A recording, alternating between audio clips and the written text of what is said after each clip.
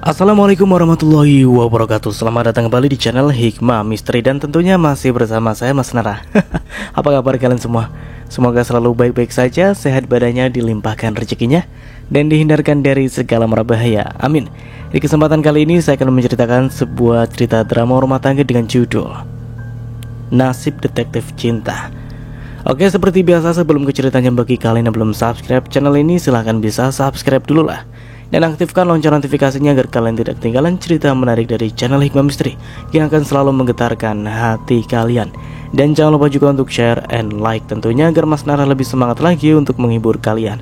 Oke, kalau sudah, terima kasih. So just try keep up with me.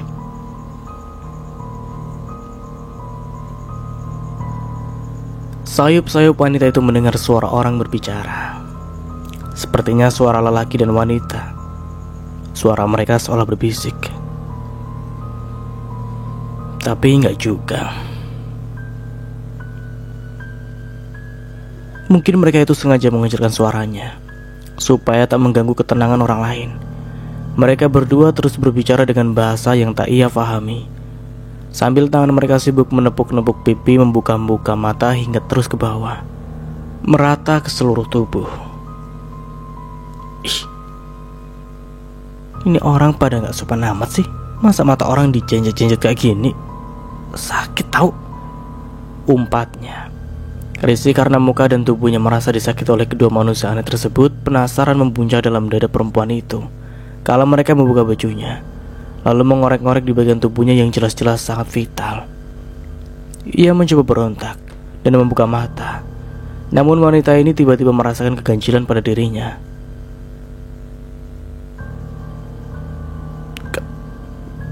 Kenapa?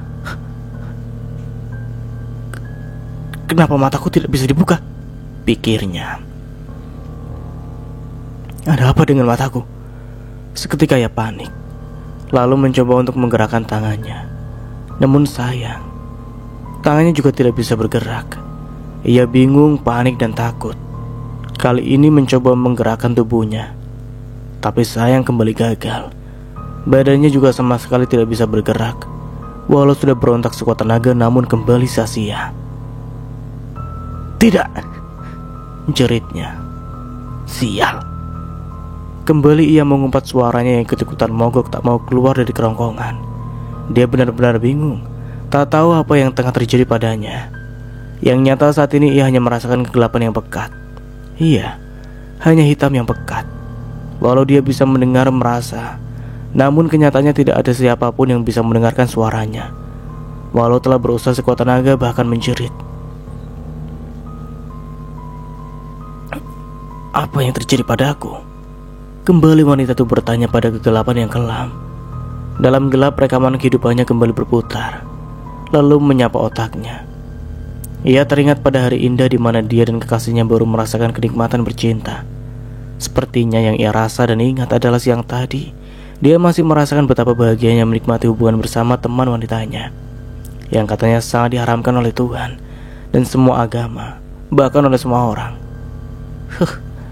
Peduli amat. Persetan dengan mulut orang. Toh aku yang melakukan, aku yang merasakan, dan aku pula yang menikmati kebahagiaan itu bersamanya, dalihnya. Ia memang tak pernah memperdulikan sindiran atau cibiran dari orang-orang di sekelilingnya. Nafsu setan telah membuatnya buta akan tata susila. Bahkan ia tak segan-segan memamerkan adegan mesra bersama teman wanitanya di halayak ramai. Wanita berjiwa lelaki itu merasa bahagia hidup bersama teman wanitanya. Ia tak membutuhkan lagi kaum lelaki dalam hal berkasih sayang, karena lelaki pula lah dia menjadi wanita yang berjiwa lelaki. Ia bahkan lupa pada kodratnya sebagai seorang wanita, dan justru ia merasa harus melindungi kaum wanita.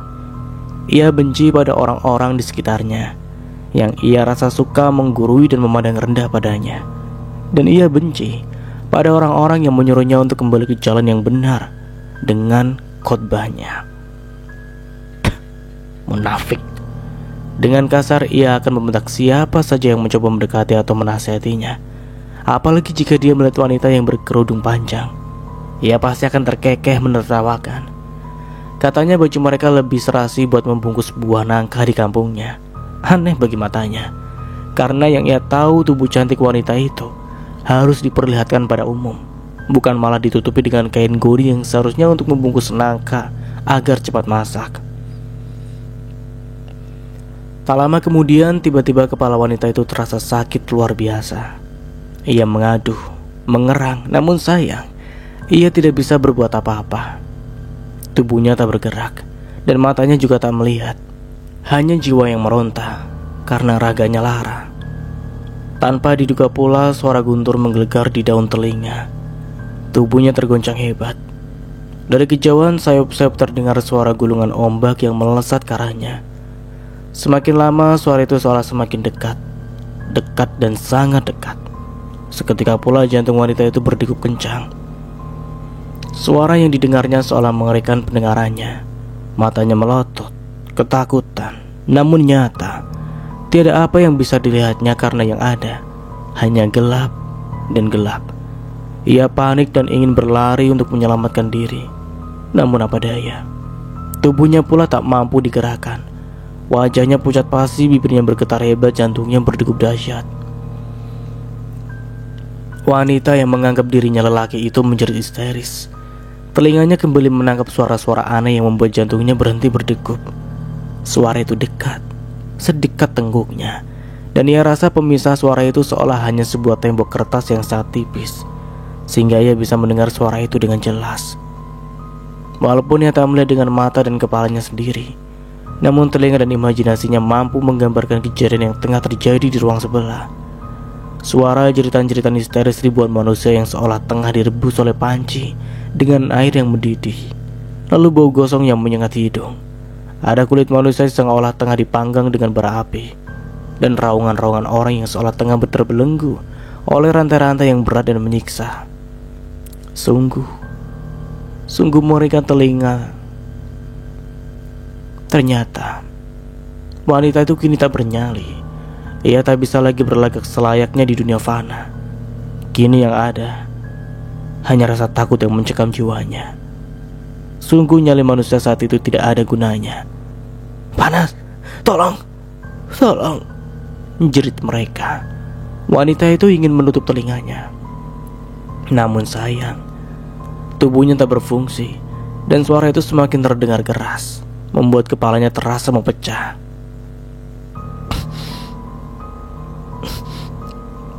Apakah mereka benar-benar berada di dalam air yang mendidih?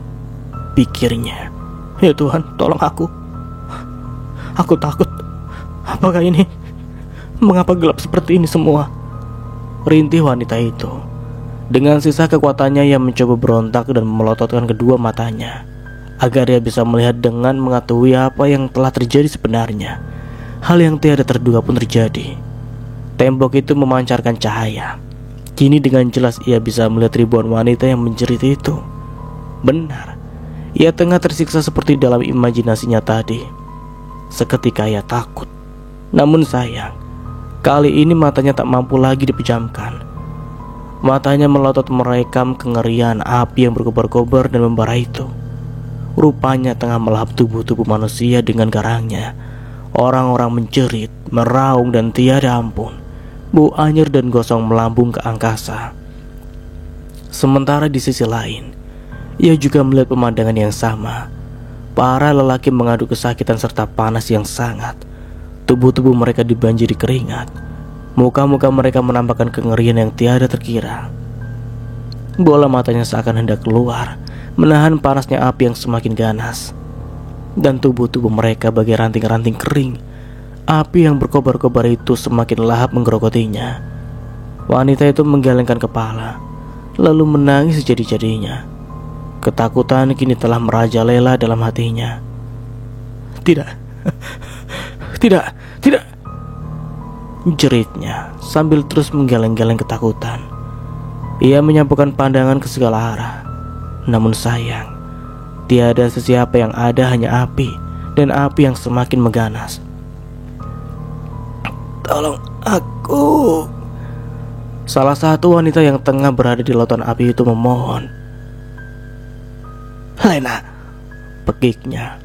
Wanita yang telah lupa pada kodratnya sebagai wanita itu kembali melotot, melihat kekasih hati berada di dalamnya. Jiwanya tergoncang ingin menolong wanita tersebut, namun sayang, tembok penghalang yang tipis itu tak mampu ia sentuhnya. Panas, panas, Tuhan, kembalikan aku ke dunia. Aku berjanji tidak akan melakukan hubungan dengan sesama jenis lagi. Aku akan mencari laki-laki seperti yang Engkau ajarkan. Aku berjanji, Tuhan. Kumohon lepaskan aku, sakit, ucap mereka semua yang tengah dijerang di atas air yang mendidih. Tuhan, di manakah Engkau berada? Aku tolong. Aku takut, ucap wanita itu. Ia mengibah pada Tuhannya. Inilah tempat yang abadi bagi mereka para pengikut kaum Lut, termasuk dirimu. Bukankah Allah Azza wa Jalla telah pun memberi peringatan bagi para semua penduduk bumi? Banyak sekali, bahkan orang-orang juga telah diutus oleh Allah untuk saling mengingatkan agar tidak mengikuti jejak kaum Lut. Allah telah mengingatkan mereka dengan penggambaran-penggambaran siksaan yang mengerikan di antaranya adalah, maka tak kalah datang azab kami jadikan negeri kaum Lut itu terjungkir balik, sehingga yang di atas ke bawah, dan kami hujani mereka dengan batu dari tanah yang terbakar dengan bertubi-tubi. Surat Hud ayat 82. Bukankah itu salah satu gambaran azab yang mengerikan? Namun mengapa kalian semua buta akan peringatan itu? Ucapan yang aneh di pendengaran itu membuat dirinya semakin jatuh dan tertunduk. Tidak, Tuhan, aku tahu akan peringatan itu, namun aku akan mencarinya kelak. Aku masih ingin hidup dan bertaubat. Kumohon Tuhan, aku berjanji, aku bersumpah akan bertaubat. Dan jika Engkau kembalikan aku ke dunia, aku tak akan berbuat itu lagi. Kumohon Tuhan, tolonglah aku. Wanita itu bersimpuh sambil terus menangis memohon agar dikembalikan lagi ke dunianya. Ia terus menangis dan menangis hingga tiada lagi air mata yang mengalir. Ia semakin ketakutan ketika melihat wanita-wanita itu ditusuk dengan besi panas. Kemaluannya serta payudaranya. Betapa mengerikan hukuman Tuhan jika untuk kenikmatan sesaat, pikirnya. Pemandangan yang sama juga terlihat pada para kaum lelaki. Itu sungguh sangat mengerikan. Dalam ketakutan yang luar biasa, wanita itu jatuh pingsan. Saat sadar, pertama kali yang terlihat dalam pandangan matanya adalah langit-langit kamar yang putih. Kembali air matanya berderai dan terus berderai.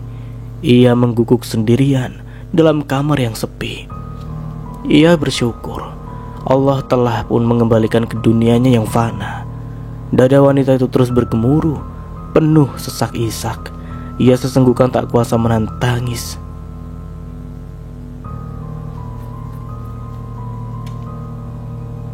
Seminggu kemudian, di Victoria Park, Hong Kong.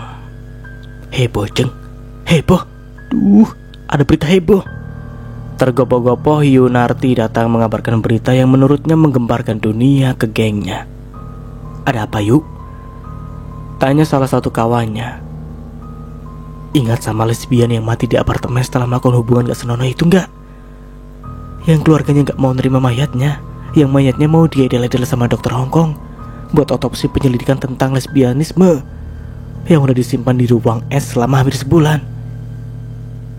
Iya, sampai ini ngomongnya kebanyakan yang to the point aja, napa? Potong kawan yang lainnya. Ini baca.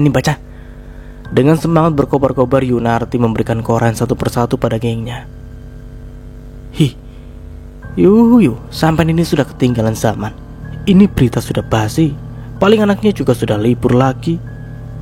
Mungkin juga sudah cari gebetan baru. Biasalah, kan kayak gitu. Seloroh Yusintren, 2 meter dari kawanan para pembobol iman dengan senjata ucapannya itu, duduk 2 orang yang sedang belajar mengaji Iqra. Mereka saling menatap lalu menangis. Sabar ya nak, ucap seorang ibu yang tengah mengajarinya mengaji.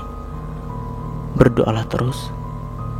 Mintalah pada Allah agar melapangkan dadamu, meringankan bebanmu serta mempermudah jalan serta urusanmu, dan istiqomalah dalam menjalaninya ya. Wanita yang masih kesusahan mengeja huruf hijaiyah itu mengangguk. ia menunduk dan kembali berderai. Dan cerita pun akhirnya selesai. Oke, seperti biasa, semoga kita bisa mengambil hikmahnya dari cerita di atas. Ambil sisi positifnya dan buang sisi negatifnya. Dan dari saya, mohon maaf bila ada salah kata dalam penyampaian cerita. Akhir kata, wassalamualaikum warahmatullahi wabarakatuh. Sampai jumpa di video selanjutnya and see you. Bye bye.